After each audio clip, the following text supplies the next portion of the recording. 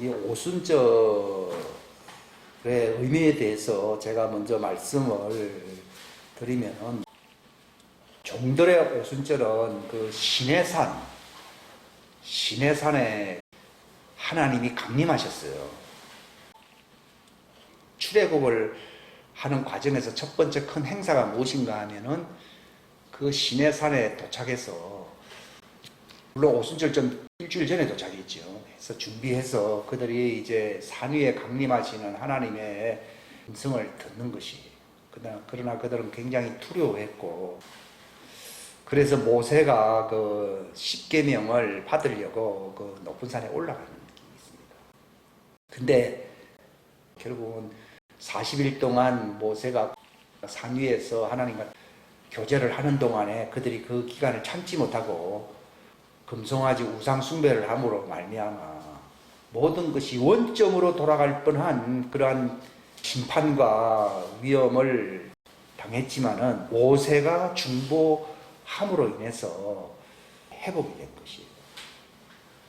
그러니까 오순절은 이 하나님의 법 아래 이제 우리가 서게 된다 하는 그런 의미가 있어요. 신약 교회 시대에 많은 사람들이 출애굽 이후에 그들이 시내산에서 오순절 날 율법을 받았다고 하는 것과는 아무 상관이 없는 것처럼 생각하는데, 실제는 상관없는 게 아닙니다. 많은 교인들이 거의 한 90% 이상이 다 종들의 교회거든요. 그 말은 거기에 하나님의 아들들이시도 종들이 거의 90% 넘는다는 얘기예요. 7년 풍년 기간은 그 일꾼들을 양육하는 기간이에요, 실상은. 왜냐하면 종들을 가르치기 위해서, 그리고 내가 종들에게 어떤 능력과 선포와 사역을 위해서 준비하는 기간이 7년 풍년 기간이에요. 이것은 그 혜택이 하나님의 자녀들에게 있는 것이지만 그 숫자는 지극히 적은 거예요. 이게 제가 한 말이 아니고 누가복음 11장에 뭐라고 돼 있어요? 지극히 적은 자들아 하나님이 그 왕국의 상속자로 삼으셨다고 돼 있지요. 종들은 하나님의 왕국의 상속자가 아니에요. 하나님의 왕국을 섬기는 종들이에요. 하나님의 왕국의 상속자는 주인이라는 얘기입니다. 그들이 신부라는 뜻입니다. 근데 왜 그 신부들은 종들에 대해 관심이 많냐? 그 종들이 있어야만이 그 왕국이 체제가 세워지기 때문이에요. 이 땅에 왜 하나님의 씨를 좋은 씨라고 그러잖아요. 하나님의 자녀들. 마태복음 13장에 씨는 하나님의 아들들이요 이렇게 나오잖아요. 그걸 왜 보내셨는가? 종들을 세우기 위해서 그런 거예요. 군대에 가면 장교들의 숫자와 사병들의 숫자는 거의 10대 1 이상이거든요. 근데 하나님의 왕국에서 이 하나님의 자녀들과 이 종들은 10대 1이 아니라 저는 뭐 100대 1도 될 수 있다. 저는 정확한 건 모릅니다만도 그렇다고 보고 있어요. 그러나 군대에서 장교들이 왜 있느냐? 사병들이 잘 싸울 수 있고 그들이 건강하게 자기 책무를 잘 할 수 있게 하려고 장교가 있는 거예요. 그러니까 그보다 10배 많은 사병들이 전쟁의 어떤 그 위기에 대처를 잘 할 수 있도록 그들을 가르치고 이렇게 지도하고 이런 역할을 하는 것이 장교예요. 장교는 섬기는 자예요. 예수님이 뭐라 그랬습니까? 하나님의 아들의 대표자가 예수님이시잖아요. 내가 온 것은 섬김을 받으려 함이 아니라 섬기려 하고, 많은 사람들, 그 사람이라면 종을 얘기하는 거예요. 사람이란 용어는 종입니다. 그게. 또 피조물이라 쓴 용어도 종을 얘기하는 거예요. 위하여 내 몸을 대속물로 주려 함이라 그랬거든요. 저 사람이 진짜 하나님의 자녀들이냐, 즉 신분이 하는 것은요, 종들을 얼마나 구출해내기 위해서 힘쓰는 일을 하느냐가 그게 신부입니다. 이게 잘못 이게 계속되는 것이 너희들은 잘 있거라 나는 간다. 보통 그렇잖아요. 들림받는 자는 신부고 남아있는 사람들은 종들이다. 그래서 야 너희들 고생하겠다 잘 있어라 나는 간다 굿바이 이런 얘기가 아니고, 신부가 올라간다고 하는 말은요, 왕을 만나서 한 몸을 이루어 만왕의 왕으로서 준비를 하여 3년 후에 그 종들을 시온산에서 새 예루살렘 성에 입성시키기 위해서 준비하러 올라가야 안 올라가요? 올라간다는 뜻이지 나는 이제 끝났다 잘 있거라 이런 얘기가 아니에요. 오늘날 교회에서 그런 식으로 가르칠 수가 있고요. 또 어떤 이상한 차별의식을 가질 수가 있어요. 그런 뜻이 아니에요. 예수님이 분명히 말했어요. 내가 온 것은 율법 아래 있는 종들이 거의 대부분이고 그걸 이제 잃어버린 양들이라고 표현하고 있어요. 잃어버리지 아니하고 자기를 따라오는 양은 신부들을 얘기하는 거예요. 내 양들은. 근데 거기 이스라엘 사람들은 뭐가 없는 양이라 그랬어요. 목자 없는 유리하는 양이라 그랬잖아요. 그들이 바로 그 종들인데 그들은 주님의 음성을 제대로 듣지 못하고 이 천사들의 인도를 잘 받고 율법은 천사들의 중보를 통해서 주어진 법이다 이랬어요. 14만 4천을 누가 인을 칩니까? 천사가 인을 쳐요. 종들은 누구하고 가깝게 지내야 된다는 거예요? 천사들 가까이. 광야에서 만나를 내린 것도 만나를 누구의 빵이라 불러요? 천사들의 음식이라 이래 나오잖아요. 그러니까 많은 사람들이 막 천사하면 막 자기가 대단하게 천사 본 것을 자랑하는 사람들이 있는데 정말 수준이 낮았다는 걸 얘기하는 거거든요. 천사들을 높이는 게 아니라 천사들이 인도를 받고 살아야 되거든요. 그런데 그들이 거기서 실패하는 거예요. 그러니까 제가 말씀드리려고 하는 것은 이 오순절의 의의에 대해서 이 종들의 오순절이라고 하는 것은 천사들의 인도를 받아서 그들이 시내산에 갔고 누가 전해주는 법이라고요? 천사들이 전해줍니다. 그래서 예수님도 거기 있었죠. 그때 예수님을 뭐라 부릅니까?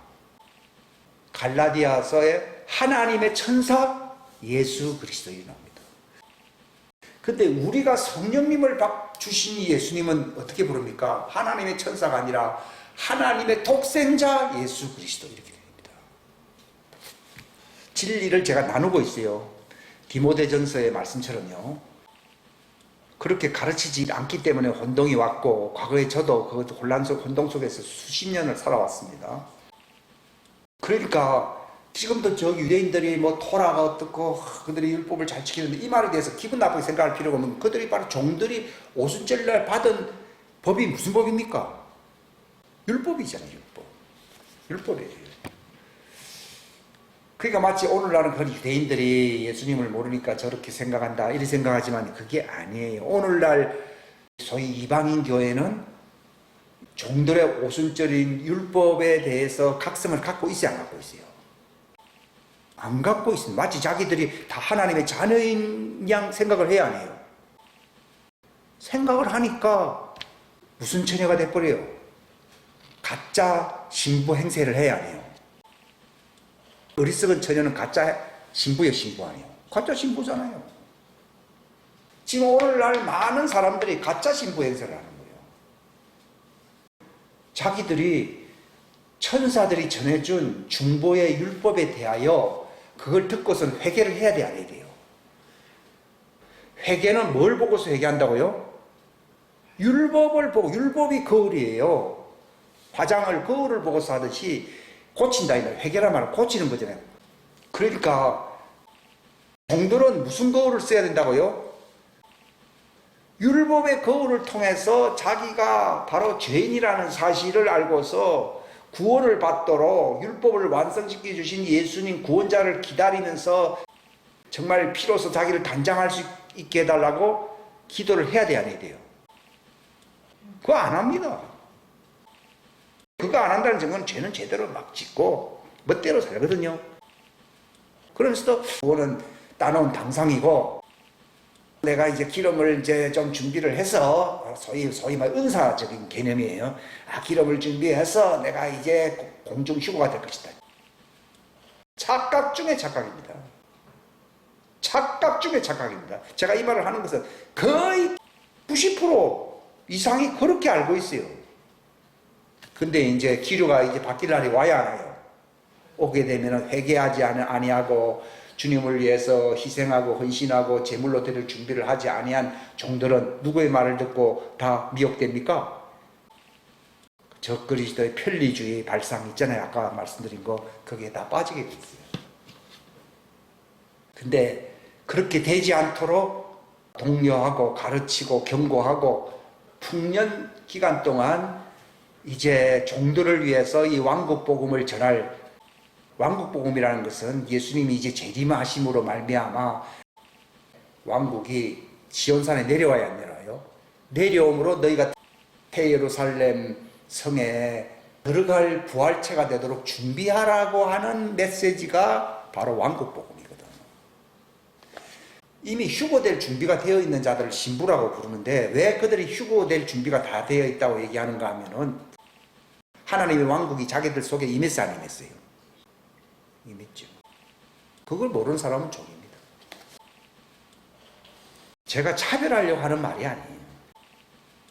종들에게는 하나님의 왕국이 지상에 이제 도래할 텐데 너희가 부활체가 될 수 있도록 흰옷을 입고 준비하고 있으라. 회개하고 있으라. 그것이 이제 왕국 복음이에요. 근데 그걸 가르칠 수 있는 사람은 이미 자기 속에는 하나님의 왕국이 이루어져야 돼, 안 이루어져야 돼? 이루어져야 돼. 자기도 준비할 수밖에 없는 처지라 그러면 그런 말할 자격이 있어요, 없어요? 없습니다. 그러니까 이스라엘이 구원을 받기 위해서는 신랑의 신부들이 100% 준비가 되어 있어야 된다 이 말이에요. 그래서 풍년기간이 먼저 있는 것이지 풍년 때는 배불리게 잘 살다가 이제 너희들은 잘 있거나 나는 간다 이 얘기가 아닙니다. 오늘날 잘못 가르치는 그 가르침이 그런 식으로 가르치는 겁니다. 그들은 7년 풍년 동안 하나님의 왕국이 임한 그 새 예루살렘 도성이 자기 속에 임한 사람들이에요. 그 요한계시록에 보게 되면은 그 천사가 그 신부에게 말을 했잖아요. 뭐라 그랬습니까? 내가 어린 양의 아내를 보여주리라 그랬잖아요. 그러니까 새 예루살렘 성에 우리가 들어가는 날은 아내가 되는 날이고 지금은 내가 신부라는 말은 새 예루살렘 성의 어떤 모형이 내 안에 성전으로 임했어 안 임했어요? 임했다 이 말이죠. 하나님의 왕국은 여기 있고 저기 있다는 게 아니라 너희들 안에 있다는 말은 제자들 보고 한 말이지 종들에게 한 말이 아닌데 오늘날 종들에게 가르치고 있어요. 과거에는 네가 몰랐기 때문에 그렇게 가르치다 내가 봐줬지만도 지금 기름 부음을 받고 난 뒤에 모든 사람들이 다 하나님의 왕국이 너희들 안에 있다고 가르치면은 준비하지 못하게 만드는 거짓 선지자예요. 준비를 완성시키려고 지금 풍년기간이 있는 것이거든요. 그래야 여러분들이 종들을 가르칠 수 있어요. 실제로 그걸 가르칠 수 있다는 증거는 예수님에게 나타난 그 기적과 그 능력이 있어야 있어요. 있습니다. 예수님도 준비하셨고 성령 침례를 받으셨고 광야에 가서 테스트 합격 통보를 받았어요, 안 받았어요? 우리에게 남은 게 성령의 침례를 받았느냐 하는 문제하고 그 다음에 테스트를 하는 거예요. 요게 이제 남은 기간이에요. 이거 정말 심각한 문제예요. 군대에 가면요, 장교들은 좋겠다 사람들이 생각하는 사람인데요, 장교들은요 다 장군이 오면요 질문을 해봅니다. 너 이거 가르쳤어 안 가르쳤어? 안 가르쳤다고 합니다. 군합발로 촛대를 깎고 중령이고 대령이고 뭐 별 볼 일 없습니다. 나는 그 장군을 예수님이라 보고 있는데 비유로 얘기하면 그렇다는 거예요. 그러니까 참 오순절날 할 얘기가 많은데요. 풍년 기간 동안 이 마지막 오순절을 당한 이전에 우리가 어떤 수준에 와 있느냐. 이제는 오순절에 충만한 체험 속에 들어가야 됩니다. 오순절의 기간은 뭔가 하면은 완전한 사도, 완전한 가르칠 수 있는 자로 만드는 거예요. 즉 너희를 그리스도 안에서 어떻게 세운다고요? 완전한 자로 세운다. 종들은 완전한 자가 아니에요. 그들은 계속 회개한다는 것이죠. 그러니까 계속 회개하도록 주님의 왕국이 임하는데 너희들이 부활체가 될 수 있도록 흰옷을 입고 준비하라고 가르칠 수 있는 자격은 완전자예요, 완전자. 내가 그렇게 안 되면 나도 종이에요. 이 심각한 문제예요. 말로만 뭐 내가 하나님의 자녀다. 의미가 없습니다. 정말 예수님과 같이 성령의 하나님의 말씀이 나와서 종들을 교정시키고 그들을 바른 길로 인도할 수 있는 그런 대언자가 되지 못한다면은 하나님의 자녀, 즉 신부가 아닙니다. 그러니까 하나님의 왕국을 세우기 위해서는 그러한 자격을 갖춰야 된다는 것이죠. 나폴레옹 군대가 왜 한 10여 년 이상 동안 왜 구라파를 제패했습니까? 그 걸출한 나폴레옹 때문이에요. 아주 모범적이었죠. Follow me 하면서 나를 따라오라고 그러잖아요. 예수님이 제자들 보고 나를 따라오라 했잖아요. 바로 신부는 종들을 향하여 나를 따라오라고 말을 해야 된다니까요. 그게 뭐 보통 자격입니까? 이게 오순절의 경험을 해야 된다는 거예요. 오순절의 경험. 오순절의 경험이 뭡니까? 죽는 겁니다. 자아죽음입니다.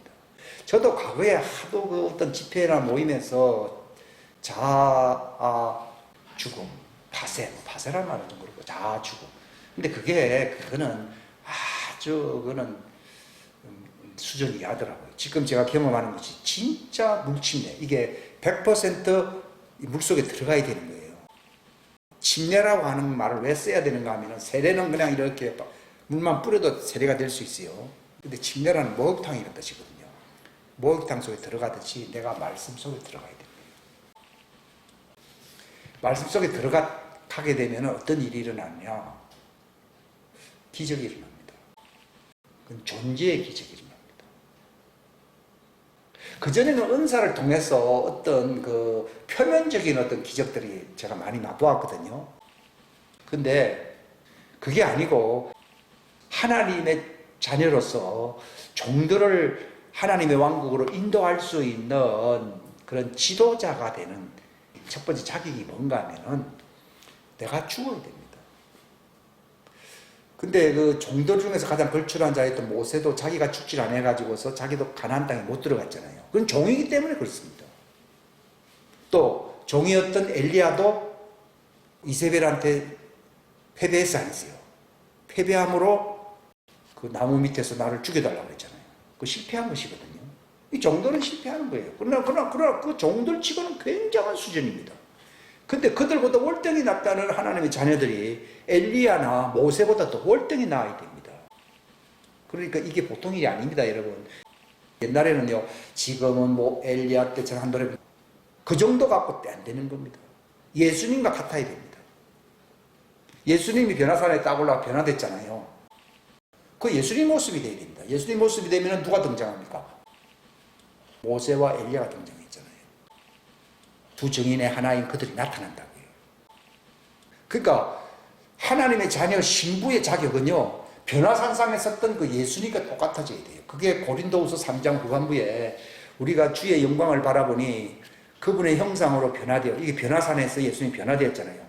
변화되어서 영광에서 영광으로 주님의 형상으로 변화되면은 이것이 오순절을 100% 경험한 사람입니다. 그러면 나는 지도자 자격이 있습니다. 종들을 인도할 수 있는 자격을 갖춥니다. 그걸 준비하는 기회가 금년입니다. 보통 문제가 아니죠. 근데 진리를 알지니 하는 말이 있잖아요. 진리를 안다고 하는 말이에요. 우리나라 말로는 그냥 머릿속으로 지식으로 안다 이렇게 생각하잖아요. 그게 아니고 그 안다는 말은 결혼한다는 말입니다. 아담이 이브를 알았다 하는 말이 그게 자녀를 낳았다는 얘기거든요. 그런 것처럼 오순절의 경험은요, 예수님과 완전한 어떤 결혼 직전의 상황까지 가는 거예요. 이게 바로 뭘 얘기하는가 하면 로마서 6장에서 성령 침례라는 말을 쓰고 있지는 않은데 그게 성령 침례예요. 성령 침례가 뭔가 하면 이게 오순절이거든요. 바로 하나님의 자녀들에게 당하는 말이고, 시내산에서 율법으로 각성하여 자신을 준비하고 회개하는 것은 누구의 오순절이라고요? 종들의 오순절인데 이 얘기는 안 합니다. 사람들 전부 교회 다니면 다 자기가 신부인처럼 착각을 하는데 그거는 위장 신부, 거짓 신부입니다.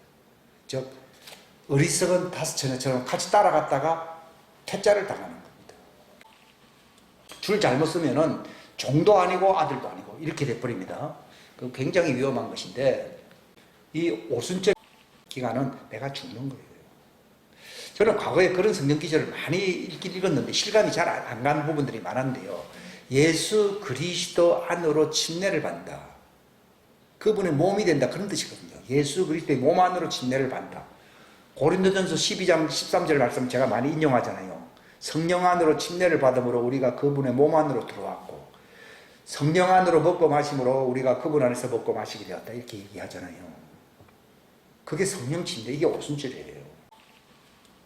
오순절은 오늘 하루 뭐 지키고 이게 아닙니다. 이것이 나팔절이 올 때까지 계속 진행한대요. 계속 진행되는데 언젠가는 완전하게 돼야 돼요. 들림받기 전까지 그 완전하게 되는 거. 그 어떻게 하면 완전하게 되냐. 주와 판자는 한 영이라 그랬거든요. 이 결혼을 얘기하거든요. 완전히 하나됨을 얘기하는 거예요. 내가 너희를 깨끗하게 했으니까 그걸로 끝나지 말고 너희는 내 안에 거하라 그랬잖아요. 그 말은 너희 자신은 죽고 완전히 내 몸 안으로 들어오라 이 얘기입니다. 내 지체가 되어라, 내 분신이 되어라 이 말입니다. 그러면은 이 사람은 과실을 많이 맺고 내 제자가 되고 아버지가 영광을 받으신다 이렇게 나온다는 말은 추수할 수 있는 추수꾼이 된다 이 말입니다. 열매를 많이 맺는다는 말이 추수꾼이 될 수 있다 이런 걸 얘기하시거든요. 이게 오순절 개념이에요. 오순절. 그러니까 처음에 그 6월절, 무교절, 초실절이라는 것은 일주일 안에 다 들어가 있잖아요. 짧은 기간이거든요. 근데 딱 여름절기 지금 이게 오순절이거든요. 그러니까 오순절을 기다리라는 거예요. 이 기다리라는 말은 오순절의 기적이 나타나기를 대망하라는 거예요. 오메르, 그 밀단을 얘기해요. 밀단, 그 곡식단. 한 단 올린다 이 말이거든요. 그걸 왜 50번씩 세라고 하는가 하면은 하나님의 목적이 이루어지는 최고의 은혜를 받으라는 것이죠. 그게 성령 침례를 얘기해요. 오순절은 성령 침례예요. 거기서 한 단이라고 하는 것은 예수님의 몸이 될 자들을 한 단이라고 부르는 거예요. 이것은 종들이 시내산에서 율법 받은 걸 얘기하는 게 아니에요. 이것을 확실하게 분리해서 알아야 됩니다. 그래서 그 기적이 그전에도 뭐 오순절 뭐 기다렸지만 그런 기적이 별로 없었거든요. 근데 이게 마지막이다라는 생각이 지난번에 딱 들더라고요. 들면 어떻게 됩니까? 이 물이 들어옵니다. 성전 문지방에서 그 물이 동편에서부터 이게 흘러내리기 시작해가지고서 내 발밑으로 오고 무릎 위로 올라오고 이제 허리까지 올라오고 나중에는 내 몸이 잠기게 되었더라. 이 말이 그게 오순절입니다. 그 성전 문지방에서 동편에서 물이 나온다는 말이에요. 이게 창세기로부터 요한계시록에 이르는 하나님의 의도, 하나님의 왕국의 신비를 알게 되면은 그것이 이제 침례를 받는 거예요. 침례. 그러니까 오순절의 성령 강림 완전히 잠기게 되면서 내가 죽는 거, 내 힘으로 죽는 게 아니라 어떻게 죽는다고요? 성령님 안으로 침례를 받으면 죽어요, 안 죽어요? 죽는 거예요. 그게 예수 그리스도 안으로 몸으로 침례를 받는 거예요. 그게 로마서 6장 3절, 4절, 5절 나와 있지요? 지식으로는 생각이 날 수 있는데 그게 경험이에요. 옛날에 몰랐을 때는 성령이 뭐 기름 부음하면서 저도 뭐 그런 집회에 많이 참석했어요. 근데 이게 아니더라고요. 지금 생각해 보면 아니더라고요. 근데 문제는 시멘트 작업을 할 때 보면요, 철심이 있거든요.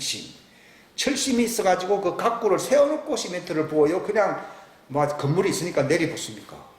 그 내리붓는 거는 그건 아무 의미가 없어요. 딱 가구가 돼가지고서 거기 철심이 이제 심겨지면서 그게 시멘트가 들어가게 되면은 이게 기둥이 되잖아요. 그런 것처럼 틀과 그 쇠침이 이 말씀이에요, 말씀.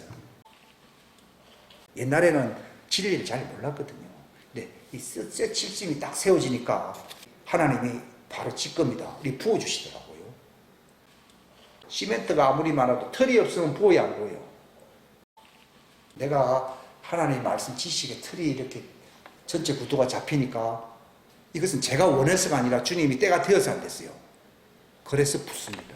성령 침례는 그래서 받는 거예요. 그러니까 진리 없이 성령 침례는 다 공허한 발상입니다. 자기가 완전한 그리스도의 형상으로 세워지 안 세워져요? 안 세워집니다. 틀이 안 되면요. 그러니까 예수님이 가르치고 또 가르치고 그렇게 합니다. 그러니까 너희는 가서 가르치라. 그래야고 침례를 주라 이렇게 나오잖아요. 그러니까 가르침이 있어야 되는 거죠. 창세기로부터 요한계시록까지 이 하나님의 왕국의 전체 조감도를 여러분들이 보면은 하나님이 그 틀이 마련되었기 때문에 부어주세요, 안 부어주세요? 부어주십니다. 하나님의 왕국의 틀을 이제 내가 알게 되면 이게 하나님의 경륜이라 부르기도 하나님의 의도라 부르거든요. 이걸 진짜를 알게 되는 거죠. 이 진짜 하나님의 의도와 경륜과 틀을 내가 딱 갖고 있잖아요. 그게 조금 이제 용량은 좀 작아 보이지만 하나님은 적어도 거기에는 붙습니다. 그러니까 그릇이 이제 좀 작다는 것 뿐이지 점점 이거 커지게 되거든요. 그 말은 무릎에 올라오고 점점 지식이 넓어지며 완전한 지식이 이르면은 내가 완전히 차요, 안 차요? 찹니다. 그게 일어난다는 사실입니다. 그러면 내가 할례를 받았구나.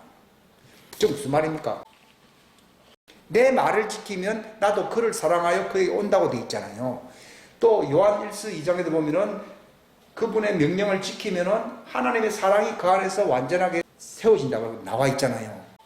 그 말이 이제 내게 체험이 되는 거예요. 이 말씀이 처음에는 조금 막연하게 했어요. 근데 이게 창세기로부터 이게 하나님의 왕국. 근데 왕국복을 왜 못 전하는가 하면은 성령이 기름 부을 수 있는 어떤 체제가 자기 속에 진리로서 만들어져 있어야 안 있어요. 없으니까 성령 침례가 없는 거예요. 그러니까 남을 보지 마십시오. 내가 그걸 깨닫는 게 중요합니다. 이게 첫 번째가 깨달음입니다. 깨달음으로써 전체 구도 조감도를 봐야 됩니다. 이것이 하나님의 왕국입니다. 믿음이라고 하는 것은 뭘 아는 것이 믿음이라고 했어요, 제가? 하나님의 왕국의 신비를 아는 것이 믿음이라고 말한 적이 있어요? 그게 진짜 믿음. 그게 바로 내 믿음입니까? 하나님의 믿음입니까? 하나님의 믿음이 들어온 거예요. 옛날에도 하나님의 믿음 이렇게 듣긴 들었죠. 근데 그게 아니라 이게 하나님이 세상을 왜 만들었고 우리를 왜 세웠고 우리를 왜 창조했고 하는 그거의 이유가 바로 그겁니다. 그래서 이 왕국복음이 온 세상에 전해질 수 있도록 자기가 그 왕국복음이라고 하는 그 주제를 알고 있어야 됩니다. 안다는 말이 내가 그 틀이 마련돼서 안 됐어요? 마련되면은 이건 내가 원했습니까? 그분이 부으십니까? 그분이 부으십니다. 그럼 어떤 일이 일어납니까? 옛날에는 율법적이거든요. 그게 없는 동안은 내 율법이라는 말, 내 힘으로 한다 이 말이고, 율법이라는 내 힘으로 한다는 말이고, 은혜로 한다, 믿음으로 한다는 말은 하나님의 신성으로 한다는 말이거든요. 그게 달라집니다. 옛날에는 견디죠. 그러다가 못 견딥니다. 근데 이 기름 부음이라는 내가 시멘트를 붓는다는 걸 비유를 했는데 이것은 기름 부음이 무조건 기름 부음이 오는 게 아니고 이 틀이 마련되어 있어요.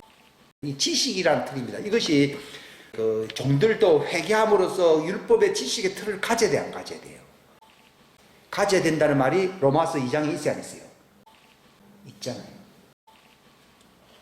가져야만이 그들이 흰옷을 입을 수가 있거든요. 그러니까 오늘날 교회는 이것도 아니고 저것도 아닌 거예요. 그 다 멸망하는 거예요. 신부 행세한 어리석은 거짓 신부들이겠다. 그 큰 위험성이 있어요. 교회만 열심히 다닐 뿐이지 실속을 하나도 못 챙긴 거예요. 차라리 율법의 틀이 있어가지고서 율법의 틀 안에서 회개하게 될 때에 천사들이 전해준 법이기 때문에 천사들을 중보로 세웠다고 나와 있거든요. 하나님의 천사인 예수 그리스도가 파송되신 그 천사들을 위해서 그들에게 그 흰옷을 입을 수 있도록 인을 치잖아요. 그러면 그들이 종들이 구원받는 거예요. 그렇다면 하나님의 아들들은 어떻게 해야 되느냐? 창세기로부터 요한계시록까지 숨겨져 있는 하나님의 왕국의 신비를 다 알아야 됩니다. 그 틀을 알아야 돼요. 즉 조감들을 봐야 됩니다.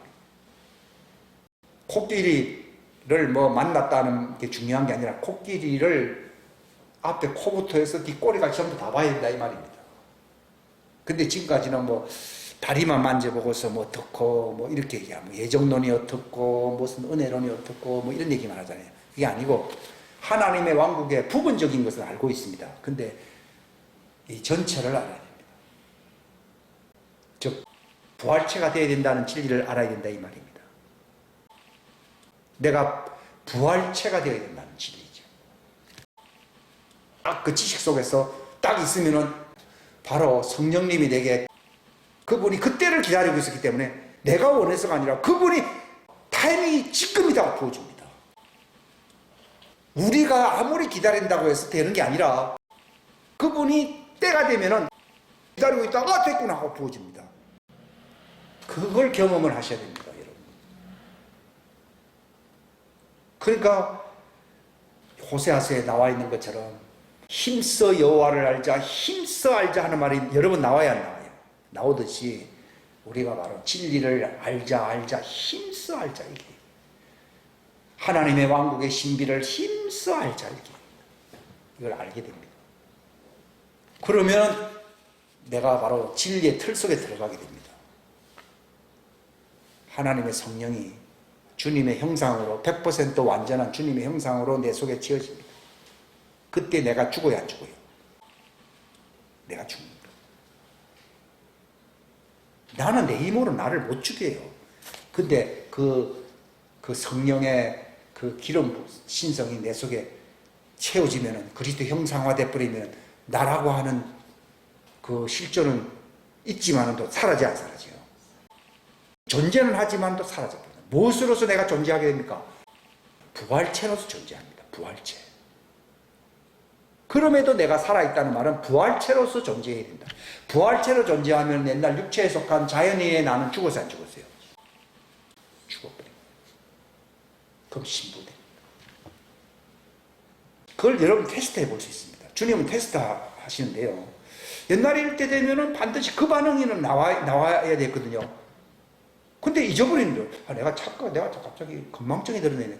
잊어버리는데 그게 아니라 그것이 나하고 관계없는, 그것을 혐오하는, 도리어 나쁜 걸 나하고 혐오하고, 이제는 내가 주님의 신부감으로 그분의 몸에 붙기 위해서, 부활이라는 것을 휴거라고 그분의 몸에 붙는다고 나오잖아요. 고린도전서 15장에 보면요. 그래서 내가 완전자로서 내가 서야 되리라.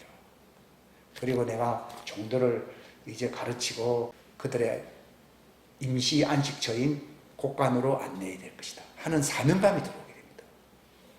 그러면은 그 길로 가고 있는 겁니다. 왜냐하면 내가 이제 변신이 됐으니까. 지금 내가 완전히 변신됐다는 그런 말은 안 하지만 이게 변신체로 가는구나 하는 걸 자기가 압니다. 바울이 이 골로새서에서 그들이 바로 그 변신되어 가지고 새로운 부활체가 되게 하려고 중보를 하는데 어떤 마음으로 중보한다고 되어 있습니까? 골로새서 2장에 보면은 큰 싸움을 하고 있다고 나와 있어요. 큰 싸움. 하나님과 아버지와 그리스도의 신비에 이르기를 위해서 내가 너희를 위해서 큰 전쟁을 한다. 하나님의 왕국에 대해서 알려고 그러면은 그냥 하나님 하면 안 됩니다. 하나님의 형태로 나타나신 분이 그리스도로서 부활체, 인간의 몸으로 와서 부활체가 돼야 돼요, 안 돼야 돼요? 되신 분이 그리스도예요. 부활체가 되신 분을 가리켜서 그리스도라고 부르고, 그 부활체가 되시기 전에 그분은 누굽니까? 하나님이고, 그분을 총체적으로 성령님으로 안내하셨던 분이 누굽니까? 아버지고. 그러니까 하나님과 아버지와 그리스도의 신비를 아는 데 이를 수 있도록 내가 너희를 위해서 얼마나 큰 전쟁을 하고 있는지를 너희가 알아야 한다. 그러니까 여러분들이 이 과정을 통과해야만이 거기 보면은 어떻게 됩니까? 그러면은 너희 마음이 위로를 받고 사랑 안에서 함께 결합이 되어 가지고 깨달음, 여기 깨달음이 기름 부음을 얘기해요. 우리는 보통 기름 부음 하면은 뭐 은사 나타나고 뭐 이런 걸 기름 부음이라는데, 기름 부음의 가장 큰 핵심은 하나님의 왕국의 신비를 깨닫는 것입니다. 뭐가 기름 부음의 핵심이라고요? 하나님의 왕국의 신비를 깨닫게 되면은 그 기름 부음은 겉으로 나타나는 은사 정도가 아니라 내가 바로 변신을 해야 하네요. 변신을 한다, 그런 말입니다. 그러니까 마음에 왜 위로를 받고 왜 충만한 확신이 왜 이럽니까? 내가 무슨 일을 할 때는 확신이 안 들어가요. 근데 내 자신 존재 자체가 부활체로서 그리스도의 형상으로 변화가 오면 확신이 와야 하나요? 오죠.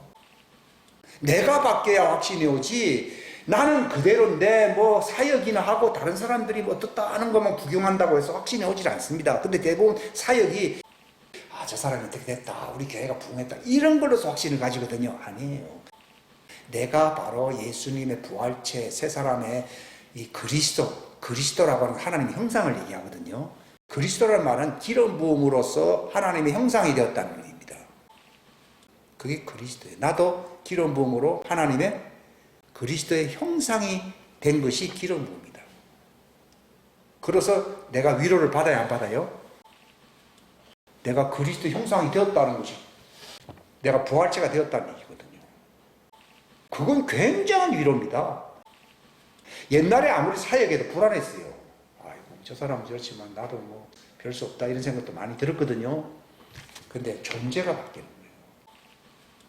기름 부음의 핵심은 기름 부음을 통해서 예수님이 하나님의 형상인 부활체 그리스도가 되셨듯이 바로 우리가 예수님과 똑같은 그리스도의 형상으로 새 사람으로 새 부활체로서 변화돼요.